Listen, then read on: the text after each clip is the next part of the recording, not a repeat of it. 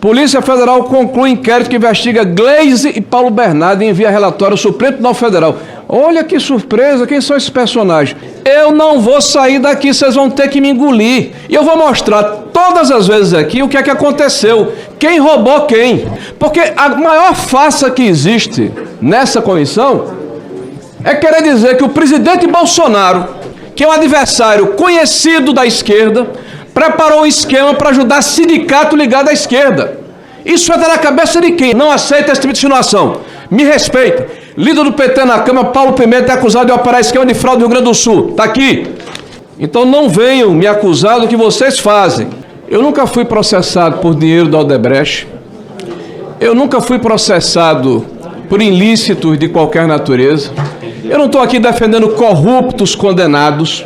E só para lembrar aos desavisados que não sabem que existia fraude do INSS, 1991, mas vamos para cá, 2009 e 2010, descontos irregulares aumentam. Descontos irregulares, senhores. Olha que surpresa, quem era o presidente naquela época? Pois é, e não para por aí não, pessoal. O ministro André Mendonça agora mandou bloquear 390 milhões de bens ligados ali àquela empresa que era gerenciada pelo Frei Chico, irmão do Lula. Olha só que excelente notícia, né? Tá aí, ó, o André Mendonça fazendo um excelente trabalho. Saiu aqui na Band News, né? André Mendonça mandou bloquear quase 390 milhões de reais de diversos bens, imóveis e valores da Sindinap, né? Que é a entidade ali do Frei Chico, o irmão de Lula, que é o vice-presidente dessa entidade, né? E tá falando aqui que ele não é investigado por fraude no INSS, né?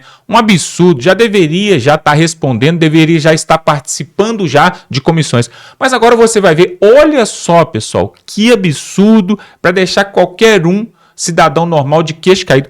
Olha o que o Rogério Marinho vai mostrar aqui agora, pessoal. Uma bomba, uma verdadeira bomba. Ele mostrou ali na comissão do INSS, ali na CPMI. Olha só o que você está sendo roubado e não está sabendo, mas agora a verdade finalmente apareceu. Vamos para essa matéria e voltamos em seguida. Polícia Federal conclui inquérito que investiga Gleisi e Paulo Bernardo e envia relatório ao Supremo Tribunal Federal. Olha que surpresa, quem são esses personagens? Procurador-geral, não foi Lula, não. Lula estava dormindo em berço esplêndido. E só para lembrar aos desavisados que não sabem que existia fraude do INSS, 1991, mas vamos para cá, 2009 e 2010, descontos irregulares aumentam. Descontos irregulares, senhores. Olha que surpresa, quem era o presidente naquela época?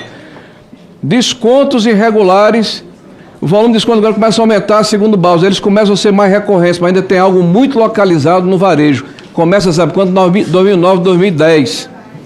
Aí vem, contribuição compulsória. Aposentados são descontados sem saber se sindicatos faturam milhões.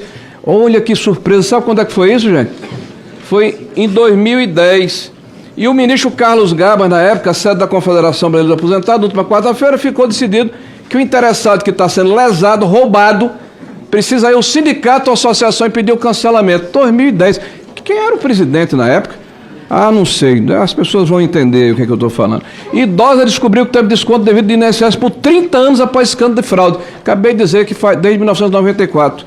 Contribuição compulsória, aposentados são descontados sem saber se sindicatos faturam milhões. 2010 também. Polícia Federal conclui inquérito que investiga Gleisi e Paulo Bernardo e envia relatório ao Supremo Tribunal Federal. Olha que surpresa, quem são esses personagens? 15 de março de 2018. E qual é o inquérito aqui? Consignados. O objeto dessa comissão, me parece, né? As pessoas talvez tenham se esquecido. E agora, esse partido que fica aqui dizendo que quer combater a fraude e tal, quer ajudar o trabalhador, é o mesmo que votou contra, há pouco tempo, na medida provisória que determina a retirada dos consignados, né? É a mesma. E a esquerda ajudou a manter desconto que levaram à fraude do INSS, está aqui 2019, mostrando que foi combatida a MP, que nós apresentamos a 871. E eu alertei que desde o primeiro dia que cheguei aqui a essa casa, eu fui formalmente intimidado, como se eu tivesse algum problema. Requerimentos, insinuações. Eu quero dizer que eu tenho uma vida limpa, eu não tenho nenhum processo, não tenho nenhuma condenação. A contribuição que recebi foi lícita em 2018 como candidato a deputado federal, R$10.000. Eu tenho uma montanha de argumentos, senhor Paulo Pimenta, em relação ao que eu estou falando. Eu nunca fui processado por dinheiro da Odebrecht. Eu nunca fui processado por ilícitos de qualquer natureza. Eu não estou aqui defendendo corruptos condenados, né? Eu não estou aqui fazendo proselitismo em função de situações pretéritas. Eu defendo a minha biografia. Eu estou aqui de peito aberto, de cabeça erguida, para falar a respeito de temas que interessam ao Brasil. Eu já fiz umas 5 ou 6 intervenções dizendo, gente, vamos deixar de cortina de fumaça, porque daqui a pouco a gente vai pedir música no Fantástico. Música no Fantástico. É a primeira vez na intimidação, é a segunda vez na intimidação, é a terceira vez. Eu não vou sair daqui, vocês vão ter que me engolir. E eu vou mostrar todas as vezes aqui o que é que aconteceu. Quem roubou quem. Porque a maior farsa que existe nessa comissão é querer dizer que o presidente Bolsonaro, que é um adversário conhecido da esquerda, preparou um esquema para ajudar sindicato ligado à esquerda. Isso entra na cabeça de quem? Agora, a gente vê uma narrativa sendo repetida aqui com uma precisão, com uma vontade, com uma determinação que é invejável. Eu quero lembrar que aquele que me acusou, ou fez uma insinuação, que não é a primeira vez, tem na sua vida pretérita, o desembargador que ordenou a soltura de Lula fez doação para a campanha de Paulo Pimenta em 2006. Não foi na minha campanha, não. Relator da ação condenou Bolsonaro, já mandou soltar Lula, foi via de consequência. Paulo Pimenta renunciou ao cargo de vice-presidente da CPI do Mensalão. Por quê, hein? Em função de encontro reservado que teve com o empresário Marcos Valério na garagem do Senado, para obter nova lista de beneficiados para recursos repassados para o empresário. Eu não aceito essa tentativa, quanto mais, de se tentar enxovalhar a honra das pessoas. Não aceito esse tipo de insinuação. Me respeitem. Líder do PT na Câmara, Paulo Pimenta, é acusado de operar esquema de fraude no Rio Grande do Sul. Está aqui. Então não venham me acusar do que vocês fazem. Paulo Pimenta critica a empresa por lembrar de corrupção no Petrobras. A agência que tem amigo de Pimenta, entre diretores, fatura 35 milhões em 2024. E por aí vai. Após 10 mil ficou bom. Eu acho que nós temos aqui, senhor presidente, senhores deputados, que ter respeito uns pelos outros. Agora, eu não aceito mais insinuação. Quem falar vai receber. E eu conheço a história de cada um aqui, conheço a minha história. O que estamos investigando aqui não é apenas fraude contábil, é roubo da dignidade de quem mais precisa. É o desconto criminoso no benefício de aposentados humildes. Dinheiro do remédio, dinheiro da comida, descontos feitos por associações fantasmas, convênios suspeitos e um evidente apagão de controle. Diante do volume de descontos associativos, facilitado pelas falhas do sistema de controle do INSS, permitindo inclusive a inclusão de morto há mais de 10 anos na lista dos associados, eu pergunto ao senhor Steffanotto, tudo isso aconteceu por negligência administrativa, cegueira deliberada ou conluio criminoso? Como um profissional com a carreira que tem, de forma objetiva, qual a classificação que o senhor daria a isso? Me parece que Vossa Senhoria está querendo negar nessa CPI que ocorreu a roubalheira aos aposentados. Eu não atribuí a Vossa Excelência, a Vossa Senhoria. Desculpa, senador, eu concordo, o senhor não me atribuiu ainda. O raciocínio do senhor está indo para isso. Eu acho que a Vossa Senhoria que está se auto-atribuindo. Não, ninguém se auto-atribui. Eu não vim aqui, eu estou falando aqui já há 4 horas, mostrando o que eu fiz. Me pareceu a preocupação de Vossa Excelência nessa direção. Mas eu vou agora para uma entrevista que Vossa Senhoria deu. Pois não. O senhor concedeu entrevista à CNN em maio de 2025, afirmando que houve um aumento do número de segurados cadastrados por entidades Silêncio, por favor. que já possuíam acordos anteriores. E o senhor repetiu hoje aqui, como gestor público, não poderia simplesmente cancelar esses acordos, suspender os descontos sem um processo formal, com o devido respeito, palavras de Vossa Excelência aqui, ao contraditório e à ampla defesa. Ok. Nesse caso, entre dois direitos que estavam aqui em xeque, qual público mereceria maior proteção? Dos aposentados, muitos deles vulneráveis, ou das associações? Senador, a Constituição não flexibiliza o direito à ampla defesa e contraditório com outros direitos concorrentes no mesmo momento. Eu vou repetir a pergunta. A ampla defesa e contraditório, senador, nós não podemos abrir mão dela. Okay, é uma questão civilizatória, senador. Eu vou clarear um pouco mais a pergunta. Não é uma questão ideológica. Vou clarear um pouco mais a pergunta. Vou clarear um pouco mais a pergunta. Por favor, senador. Qual direito era mais importante proteger naquele momento? Das associações ou dos aposentados? Sem dúvida nenhuma dos aposentados. E por que não fez? Eu abri a apuração. Abriu a apuração? Claro. Vossa Senhoria tinha sido notificado antes, o INSS tinha sido notificado antes da operação final, de que falhas haviam, de que fraudes haviam. E veja, em outra entrevista, Vossa Senhoria, agora no final de 2024, o senhor disse que o desconto associativo é um assunto bastante delicado. Veja, Vossa Senhoria está indicando aqui saber do problema. Por isso, incluiu a biometria. Ora, se era delicado, indicando que sabia dos descontos indevidos, por que não foi feito um pente fino naquele momento no INSS e nessas associações? Isso não foi um gesto de omissão? Por que não suspendeu cautelarmente os descontos? Senador, quando o senhor faz um juízo dizendo que porque eu falei que era sensível, o senhor tem as conclusões do senhor, dali para frente a pergunta está contaminada. O senhor fez juízo de valor, que não é o mesmo juízo meu, a pergunta está contaminada. Eu mandei abrir a apuração, pedi que a apuração fosse feita, eu apresentei isso aqui, e o que o senhor está dizendo é que qualquer problema que apareça na INSS, e aparecem problemas importantes, outros menos importantes, que a gente deve ir lá e explodir tudo. Então, eu vou não se faz gestão assim, senador. Vou perguntar de forma objetiva, por favor, senador. Sem qualquer viés. Por que Vossa Senhoria, então, não suspendeu cautelarmente essas associações e esses descontos? Porque não pode. Não pode? Vossa Senhoria disse agora há pouco que entre o direito das associações silêncio.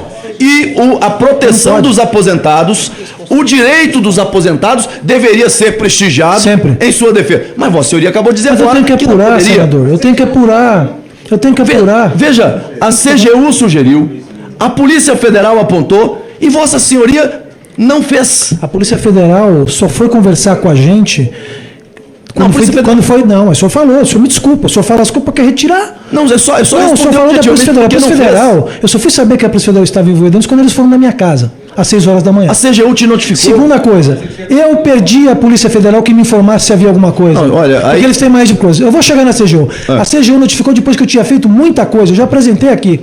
E eu mandei apurar para daí tomar as decisões. E eu estava fazendo uma coisa muito mais importante, que era mudar estruturalmente esse modelo. Por isso que eu falei que era sensível. Veja Vossa Senhoria, vou repetir, e aqui vou afirmar, é minha opinião. Claro, eu respeito. Entre ficar do lado do aposentado ou das associações, o senhor preferiu ficar por dever de cautela, segundo o que Vossa Senhoria está dizendo aqui, do lado das associações.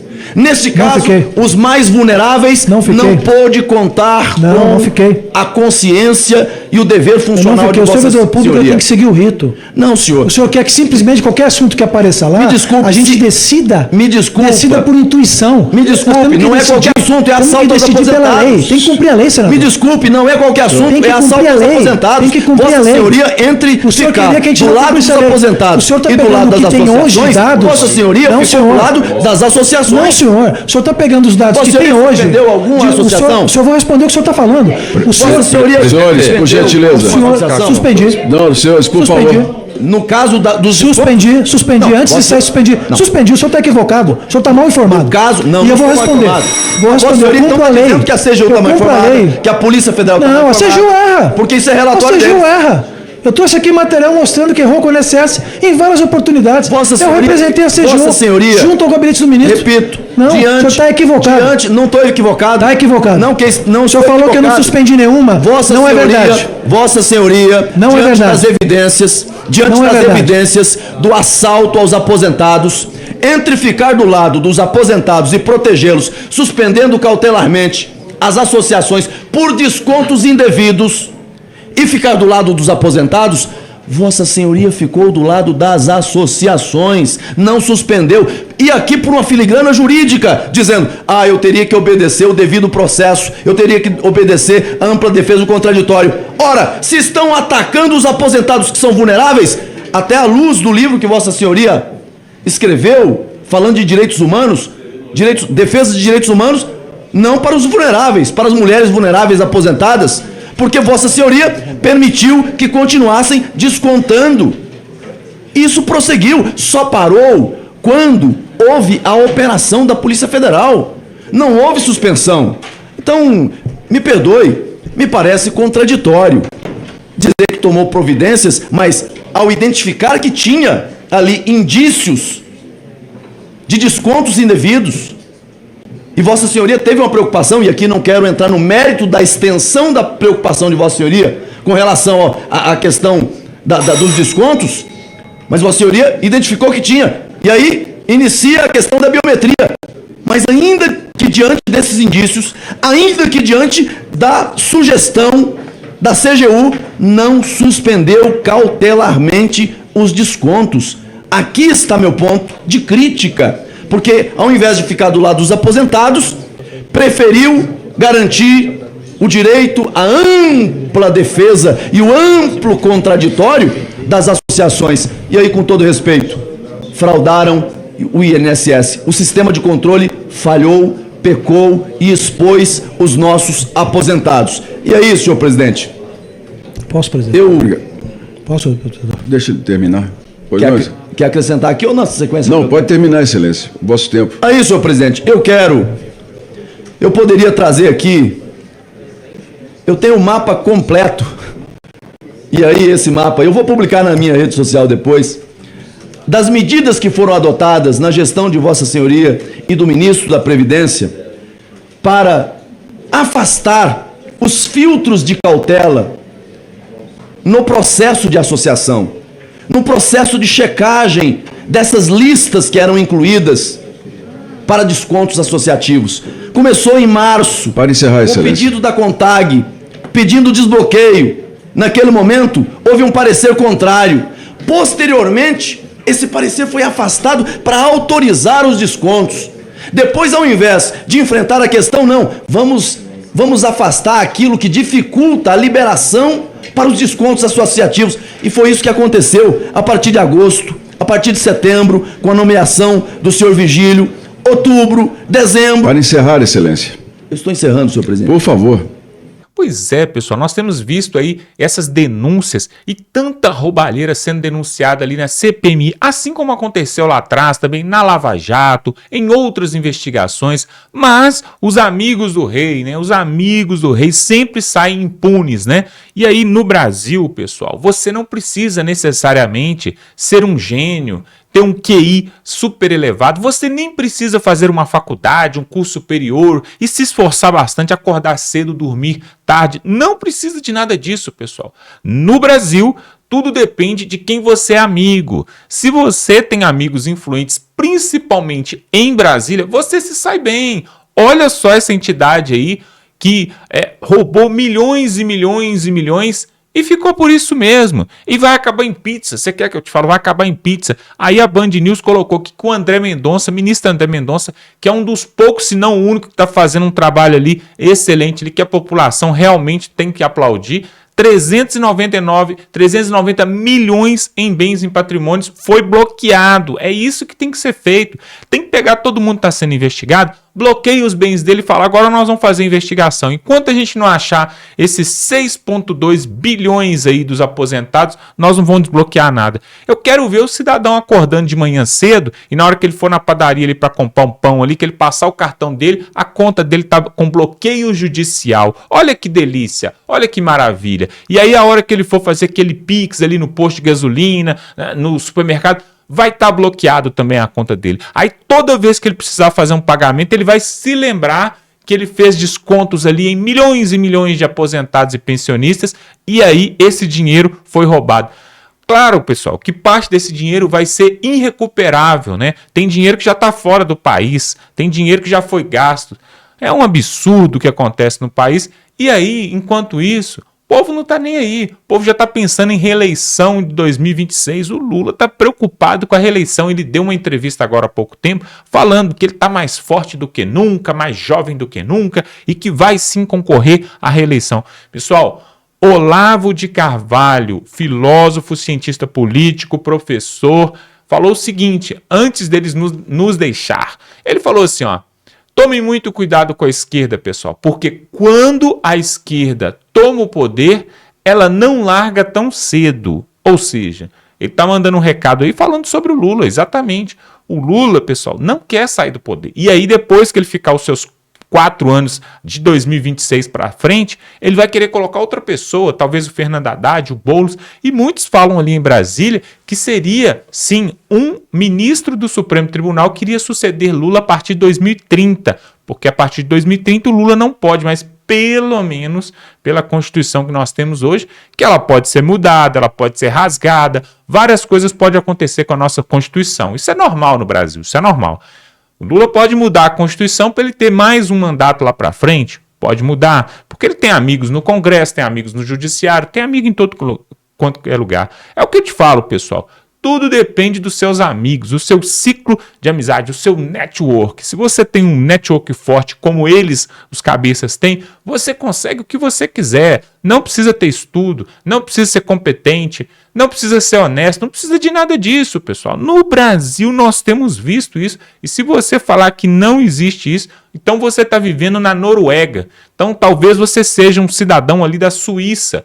Quem sabe você mora na Irlanda, né? Talvez seja isso, porque aqui no Brasil o que acontece, na verdade, é que aqueles que mais roubam estão soltos. Exemplo disso, vai acontecer agora as eleições, vão acontecer em outubro do ano que vem, faltando pouco tempo aí, e nós temos pessoas aí, nomes conhecidíssimos aí da galera, querendo voltar à cena do crime, voltar a ser político. Temos Sérgio Cabral, temos Eduardo Cunha, temos vários aí que passaram por ali por Brasília, encheram os bolsos, foram condenados a vários anos de cadeia, foram descondenados assim como Lula e querem voltar à cena do crime. Um absurdo, uma pouca vergonha o que tem acontecido. E volto a falar, mais um dia completa hoje que Jair Bolsonaro está preso ali na sua casa, sem poder nem usar as redes sociais, telefone, sem ter contato com ninguém. Um grande absurdo. O que ele fez? Ele foi contra o sistema. Esse foi o crime dele. Ele foi contra o sistema e em momento nenhum negociou ali a sua hombridade, o seu caráter.